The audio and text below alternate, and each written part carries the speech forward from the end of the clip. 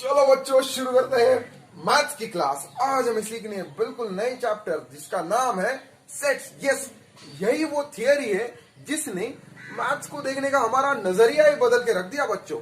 हुआ ऐसे था कि फ्रांस में कुछ लोग बैठ के सोच रहे थे, यार ये मैथ्स तो बच्चों की जान ले रहा है यार, इतने बड़े बड़े इक्वेशंस बन रहे हैं, वेरिएबल्स है, थियरम्स है, हमें कुछ करना पड़ेगा। अगर मैथ्स को सिंपल बनाना है तो उन्होंने सोचा कि क्यों ना इसको डे टू डे लाइफ से कनेक्ट किया जाए। सही है ना, मैथ्स का काम ये हमारे डे टू डे लाइफ में जो प्रॉब्लम्स आते हैं उनको आसानी से सॉल्व करना। और अगर तरीके इतने मुश्किल होंगे तो कौन अप्लाई करेगा मैथ्स के कंसेप्ट। तो क्यों ना इन कंसेप्ट्स को थोड़ा आसान किया जाए कि जिनको हर कोई यूज कर पाए।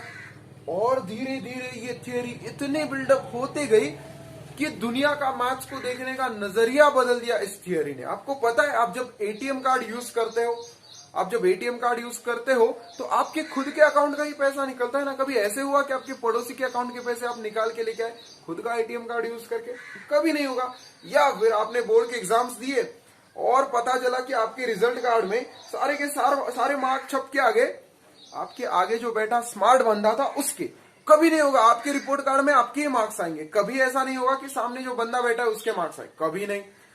तो ये सारी जो प्रॉब्लम सॉल्व करने के लिए जो अल्गोरिदम बनाते हैं ना, जो एक मेथड बनाते हैं, सेट थियरी से ही बनती है। इस थियरी ने हमारे डे टू डे लाइफ की जो एक्टिविटीज को बड़ा आसान कर दिया। तो हमें सीखना है आज की क्लास में इस थियरी के कुछ बेसिक्स कि क्या होता है एक सेट, उसको लिखने के तरीके क्या है, और ये सब सीखते सीखते हम सॉल्व करेंगे प्रैक्टिस सेट नंबर 1.1। ठीक है ना बच्चों? तो शुरू करते हैं आज की क्लास। अच्छा, तो जैसे मैंने अभी आपको बताया, इस थियरी को इन्वेंट ही ये सोच के किया गया था कि इसको डे टू डे लाइफ से कनेक्ट करे, इंसान की सोच के साथ कनेक्ट करे।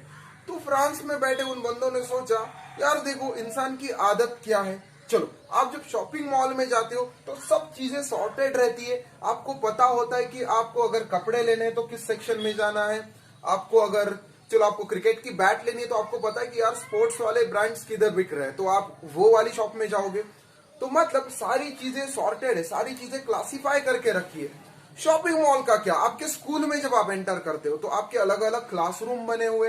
ऐसा कभी नहीं होता ना कि सबको एक साथ टूस दिया एक ही हॉल में और सिखा रहे, कभी नहीं। तो अलग अलग क्लासरूम बने, उसके आगे जाके 9A, 9B, 9C ऐसे डिवीजन भी बने हुए। तो इंसान की आदत ये है कि उसको चीजें अगर सिंप्लीफाई करनी है तो उससे पहले उसको वो क्लासिफाई करता है। ठीक है ना, उसको अलग अलग सेट में रखता है। सही है ना। अगर आपके पास बहुत सारी चाबियां हैं तो आप उनको इकट्ठा करने के लिए कीचेन में लगा के रखते हो, एक बंच ऑफ कीज बन जाता है। आपको फ्लावर्स को अच्छे से रखना है तो आप एक बुके बना के रखोगे। सही ना। तो ये हमारी आदत है। पंछी भी जब उड़ते हैं तो एक साथ उड़ते हैं, सही है, तो उनका भी एक सेट बन जाता है। तो ये नेचुरली हमारे साथ होता है। तो क्यों ना इस नेचुरलिटी को नेचुरली मैथ्स में लेके आए। अब देखो, जब नंबर का सेट बनाने की बारी आई तो उन्होंने सोचा यार इसको लिखे कैसे। तो जैसे हम लोग क्लास में एंटर करते, क्लासरूम में आप बैठ गए तो आपकी एक लिस्ट बनती है। अच्छा, ये 9B की क्लास है, तो 9B के क्लास में इतने बच्चे बैठे हैं, तो ये रही उनकी अटेंडेंस शीट, ये रहे उनके सबके नाम। सही है। तो नंबर्स का भी ऐसा कोई मेथड होना चाहिए। दूसरी बात, जब आप क्लास में एंटर करते हो तो एक होती है आपकी आपके रोल नंबर्स के साथ आपके नाम की लिस्ट, और दूसरा एक तरीका होता है कि आपके क्लासरूम के बाहर एक नेम प्लेट लगाई। क्या नेम प्लेट लगाई कि ये है क्लास 9B। तो जब सारे बच्चे स्कूल में आएंगे तो सब बच्चों को पता होगा कि मेरी वाली क्लास कौन सी है। वो नेम प्लेट देके वो समझ जाते हैं कि यार इस क्लास में मुझे एंटर करना है। क्यों? क्योंकि ये मेरी वाली क्लास है यार, इधर लिखा है 9B। अब देखो, इसी लॉजिक को खींच के लाए सेट थियरी में और बनाई दो मेथड। तो जब आप सेट को लिखते हो तो पहला तरीका है उसको लिखने का जिसको कहते हैं लिस्टिंग मेथड या रोस्टर मेथड। ये सबसे आसान मेथड है। जैसे आपकी क्लासरूम के सारे बच्चों की एक लिस्ट बनी, वैसे नंबर्स की भी लिस्ट बनेगी। हम सीखेंगे आगे। दूसरा तरीका है जिसको कहते हैं रूल और सेट बिल्डर मेथड। मतलब जैसे आपकी क्लासरूम के बाहर वो नेम प्लेट लगी है ना, वो एक्चुअली एक रूल है। उसने बना दिया रूल कि इसमें किसको एंटर करना है, 9B के बच्चों को, बाकी के बच्चे नहीं एंटर कर सकते। कोई दूसरे क्लास का बेटा के बैठ सकता है आपकी क्लास में? नहीं, टीचर उस बच्चे को उठाएगी और बाहर कर देंगे कि नहीं बेटा तूने कैसे एंटर किया, बाहर तो रूल लगा हुआ है। अब थोड़ा आगे बढ़ते हैं। अब हमने ठान ही ली कि डे टू डे लाइफ को खींच के मैथ्स में लेके आना है। अब देखो, जब मैं बच्चों को एक क्लास में बिठाता हूं तो उसका कोई रूल फिक्स्ड है कि जिन बच्चों ने 8 पास किया वही 9th में जाके बैठेंगे, जो 7th में पास हुआ वो जाके 8th में बैठेगा। मतलब एक क्लास बनाने के या एक सेट बनाने के कुछ रूल है जिनको हम फॉलो करते हैं। अब देखो, मैं कोई ऐसी क्लास बना सकता हूँ कि जो बड़े खुश बच्चे हैं उस क्लास में जाके बैठे? नहीं हो सकता ऐसे। क्यों? अरे आज जो खुश है कल रोते रोते आएगा, तो मैं कैसे उसको उस क्लास में बिठाऊं? क्या मैं कोई ऐसी क्लास बना सकता हूँ जो बहुत स्मार्ट और ब्रिलियंट बच्चे हैं वो क्लास में जाएंगे? नहीं बना सकता भाई। जो मैथ्स में बहुत स्मार्ट है, ब्रिलियंट है, वो साइंस में बड़ा वीक होगा। तो कैसे झगड़े हो जाएंगे मैथ्स और साइंस के टीचर के? नहीं ये बच्चा स्मार्ट है, वो बच्चा स्मार्ट है। तो ऐसे भी, तो ये जो क्वालिटीज है जिनको हम डिफाइन नहीं कर सकते कि कौन स्मार्ट है कौन खुश है, उनसे कभी सेट ना बनेगा। सेट बनाने के लिए जो आप रूल बना रहे हो वो एकदम क्लियर होना चाहिए। मैंने कहा चलो क्रिकेट खेलने वाले बच्चों की क्लास बनाओ, तो बन सकती है। क्या मैं ऐसे बोल सकता हूं अच्छा क्रिकेट खेलने वाले बच्चों की क्लास बनाओ? नहीं बनेगी। कौन डिफाइन करेगा कि कौन अच्छा खेलता है? कोई आज अच्छा परफॉर्म करे, कोई कल। सही ना, हमारी टीम में भी वही होता है। कोई एक सीरीज में बहुत अच्छा फॉर्म में होता है, कोई बाद में आ जाता है फॉर्म में। तो बहुत अच्छा ये कोई टर्म नहीं हो सकती क्लास बनाने की। यस, अगर आपको सेट बनाना है तो उसका रूल एकदम क्लियर हो और उसको आप अच्छे से डिफाइन कर पाओ, तभी सेट बनाते। ऐसी बहुत सारी इंटरेस्टिंग चीजें हैं सेट थियरी में जो आपको धीरे धीरे पता चलेगी कि सेट इंटरसेक्ट भी करते हैं, सेट का यूनियन होता है, यूनिवर्सल सेट भी होता है। धीरे धीरे जैसे आगे के प्रैक्टिस सेट हम लोग सॉल्व करेंगे, ये सब चीजें आपको सीखनी है और बड़ा इंटरेस्टिंग टॉपिक है ये। अब देखो, आज के टॉपिक में हमें सॉल्व करना है प्रैक्टिस सेट 1.1 दीज एग्जांपल्स। अब देखो, पहला ही एग्जांपल क्या है, आपको बोला गया है कि लिखो एक ऐसा सेट जो है set of even natural numbers. जैसा मैंने अभी अभी कहा था, अगर आप सेट बनाते हो तो क्लैरिटी होना बड़ा जरूरी है। देखो इसमें क्लियरली मेंशन किया है, वो ऐसे नंबर्स का सेट है जो इवन भी है और नेचुरल भी है। अब देखो, हमें ऐसे नंबर्स पकड़ के लाने हैं जो इवन है और नेचुरल नंबर्स है। अब देखो, उनको पकड़ के लाएंगे तो बिठाएंगे किधर? जैसे आपको एक क्लासरूम में बिठाया जाता है, वैसे सेट को बिठाया जाता है कर्ली ब्रैकेट्स में। सेट के जो एलिमेंट्स है उसको बिठाया जाता है इस कर्ली ब्रैकेट में। देखो कैसे, फर्स्ट एग्जांपल मैं लिखता हूं। तो फर्स्ट एग्जांपल का मैं को कैसा सेट बनाना है? Set of yes even natural numbers. अब देखो, आप में से कुछ बच्चे होंगे जो डर गए, यार ये क्या होता है नेचुरल नंबर्स? इवन तो हमें पता है, ऑड पता है, ये नेचुरल क्या होता है? देखो, कुछ बेसिक चीजें जैसे नेचुरल नंबर्स क्या होते हैं, इंटीजर्स क्या होते हैं और प्राइम नंबर्स क्या होते हैं, ये 2-3 ही चीजें उतने भी आपको पता है तो भी काफी है। डर मत जाना। नेचुरल नंबर क्या होता है? नेचुरल नंबर्स वो होते हैं 1 2 3 4 5 जो हम लोग काउंटिंग के लिए यूज करते हैं ना, उन्हें नेचुरल नंबर्स कहते हैं। 1 2 3 4 5। तो नेचुरल नंबर्स क्या होंगे? 1 2 3 4, इंफिनिटी तक जाओ काउंट करते करते। अब देखो, अब जिसने भी ये क्लास बनाई है, एक सेट बनाया है, वो किन नंबर्स को खींच के लाना चाहता है? जो नेचुरल भी हो और इवन भी हो। चलो मैंने और कुछ नंबर्स लिखे, 1 2 3 4 5 6 7 एंड सो ऑन। अब देखो, इनमें से मेरे को कौन से नंबर चाहिए? ये सारे नेचुरल नंबर है, बट मुझे सारे नेचुरल नंबर नहीं चाहिए, मुझे चाहिए इवन नेचुरल नंबर। तो ये बन गया मेरा स्टूडेंट, ये भी बन गया, ये भी बन गया, और ऐसे पता नहीं आगे और कितने बनेंगे जो नेचुरल भी होंगे और इवन भी होंगे। अब देखो, इन्हें अगर मुझे सेट में बिठाना है तो सेट हमेशा एक कैपिटल लेटर के साथ लिखते हैं। सेट लिखने के लिए हमेशा यूज करना होता है कैपिटल लेटर। तो मैंने कैपिटल लेटर यूज किया, इक्वल टू। आप देखो, मैंने कहा था इनको खींच के किस में बिठाते हैं? कर्ली ब्रैकेट्स में। तो मैंने कर्ली ब्रैकेट भी बना दिया। अब इनमें से किसको खींच के लाना है? अरे भाई 2 चल ऊपर, 4 भी चाहिए मुझे। आप बताते जाओ कौन कौन आएगा। 6 आएगा, 8 आएगा, और कौन आएगा? 10 आएगा। ऐसे सारे नंबर्स आएंगे, सही ना, जो इवन है और नेचुरल है। 2 4 6 8 10, 2 की पूरी टेबल, ये इंफिनिटी तक जाएगा। तो मैंने इसको क्लोज कर दिया। मैं चाहे जितना लिख सकता हूं आगे। फर्स्ट सेट समझ गए? तो सेट को हमेशा कैपिटल लेटर में लिखते हैं और उसके जो एलिमेंट्स होते हैं उनको रखते हैं कर्ली ब्रैकेट्स के अंदर। अब देखो ये रहा सेकंड क्वेश्चन। अब अगर आप ऑब्जर्व कर रहे हो तो जो भी ये क्वेश्चंस बना रहा है ना वो दो कंडीशंस रख रहा है सामने। देखो इसमें बोला कि यार नंबर इवन भी होना चाहिए और नेचुरल भी होना चाहिए, इसमें बोल रहा है नंबर इवन भी होना चाहिए और प्राइम में होना चाहिए। ये तो बिल्कुल ऐसे हो गया कि मैंने अनाउंस किया 9th के बच्चों मुझे क्लासरूम में चाहिए सिर्फ बॉयज, सारे गर्ल्स बाहर निकल जाओ। मतलब मैंने दो क्राइटेरिया लगाए, पहले तो बच्चा 9th में होना चाहिए और वो बॉय होना चाहिए। दो क्राइटेरिया लगाए, उतने ही बच्चे क्लास में चाहिए, बाकी सब बाहर। मतलब अगर आपको सेट बनाना होता है तो आप एक से ज्यादा क्राइटेरिया लगा के भी सेट बना सकते हो, जैसे हम अब कर रहे हैं। देखो इसमें दो क्राइटेरिया लगे, पहला तो क्राइटेरिया है नंबर इवन होना चाहिए और दूसरा क्राइटेरिया है वो प्राइम भी होना चाहिए। क्या होता है प्राइम नंबर? इवन तो सबको पता है, प्राइम का मतलब आपको पता है, अरे ऐसा नंबर जो बड़ा रॉयल होता है, मतलब वो किसी को अलाउ भी नहीं करता उसको डिवाइड करने। मतलब अब देखो मैं अगर लूं 20, अब देखो 1 ऐसा नंबर है जो किंग है, वो सबको डिवाइड करता है।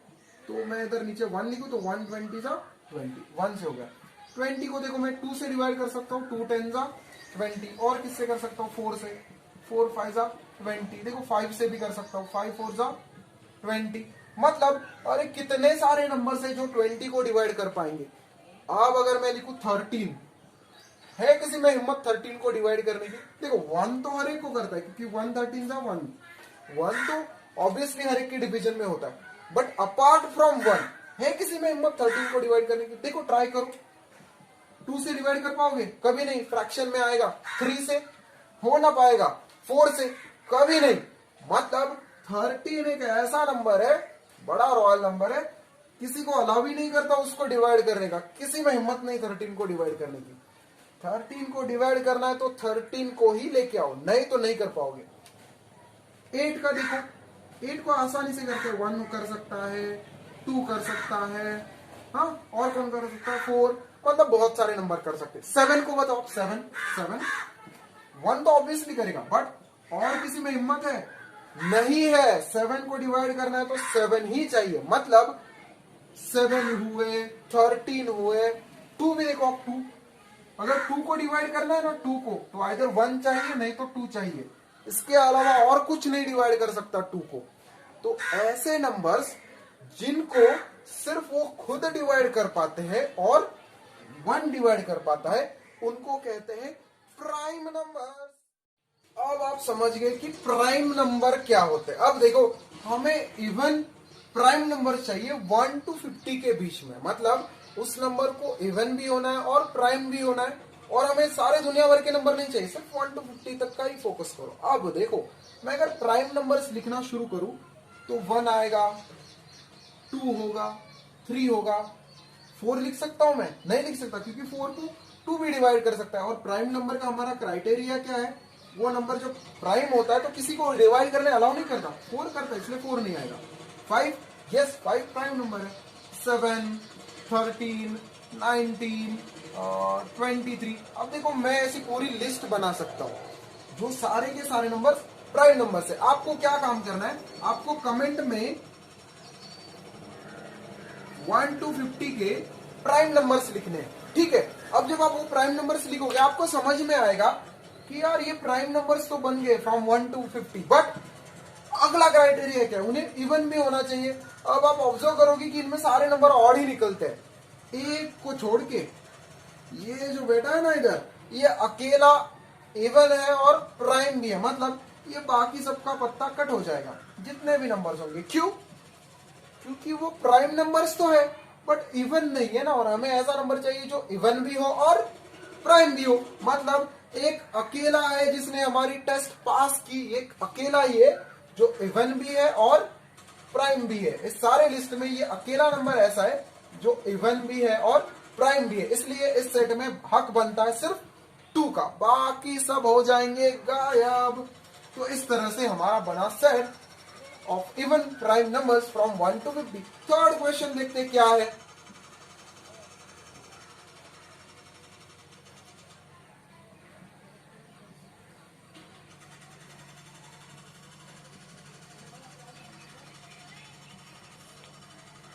अरे अरे ये बड़ा आसान है, सेट ऑफ नेगेटिव इंटीजर्स। इसको मैं नाम देता हूँ, चलो क्या नाम दे इसको, चलो क्यू नाम देते हैं, या फिर कोई एक्स नाम दे, कोई भी नाम दे सकते हो, कैपिटल लेटर्स में लिखो बस। अब देखो अगर निगेटिव है और इंटीजर है, अब आपको इंटीजर्स पता है 1 2 3 4 5, ये पॉजिटिव इंटीजर है, -1 -2 -3 -4 ये नेगेटिव इंटीजर है। तो -1 -2 -3 -4 कहाँ रुकना है ये इसने बताया है। जैसे इस क्वेश्चन में बताया था कि रुको 50 पे जाके, यहाँ पे रुकने का कोई नाम ही नहीं, तो लिखते जाओ कहां तक, इन्फिनिटी तक। बन गया अपना set, set of negative integers. ये नंबर्स नेगेटिव भी है और इंटीजर भी है, नेगेटिव इंटीजर नेगेटिव इंटीजर। तो ऐसे बना अपना सेट नंबर 3। अब देखो सेट नंबर 4। अब यहां पे क्या पूछा है, सेट ऑफ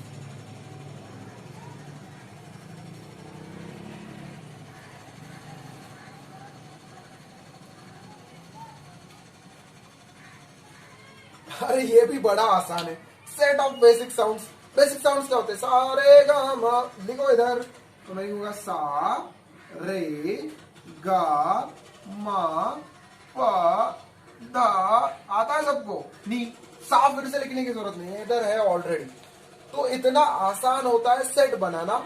और ये जो सारे सेट बने हमें, ये सारे के सारे हमने लिखे हैं लिस्ट मेथड से, क्योंकि हमने नंबर्स की या फिर साउंड्स की एक लिस्ट बनाई है। आगे हम सीखेंगे कि रूल मेथड या सेट बिल्डर मेथड से कैसे लिखते हैं इन सेट को। चलो नेक्स्ट क्वेश्चन सॉल्व करते हैं।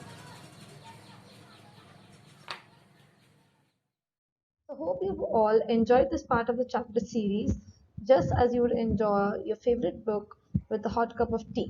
So, ECOT, that is everyone's cup of tea, will bring to you many more such chapter series along with detailed explanation and solution of the exercises that are there in your textbook. We wish to bring to you this and more at zero cost so that the hardest chapters become your cup of tea. So, help us by clicking on this button. Get notified about our upcoming chapter series. Also, share it to help us define education through equality. Do message us any doubts that you have on our Instagram handle, everyone's cup of tea, and we promise to answer them. Thank you and keep sipping. Bye.